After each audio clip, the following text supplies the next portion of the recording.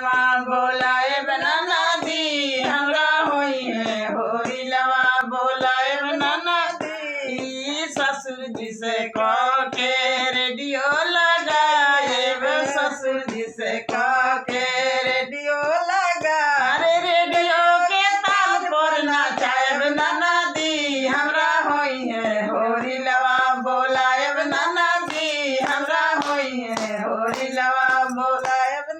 भसुर जी से कह के बाजा बजैब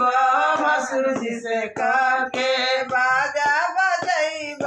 बाजा के ताल पर नचाएब नाना दी हमरा होई है होरी लवा बोलाएब नाना दी हमरा होई है होरी लवा बोलाएब नाना दी हमरा होई है होरी लवा बोलाया जी से कह के मोटरसाइकिल मंगाए सैया जी से कह के मोटरसाइकिल मंगा मोटरसाइकिल के हैंडल पर नचाएब नाना दी हमरा होई है होरी लवा बोलाएब नाना दी हमरा होई है होरी लवा बोलाएब नाना दी हमरा होई है होरी लवा बोलाएब नाना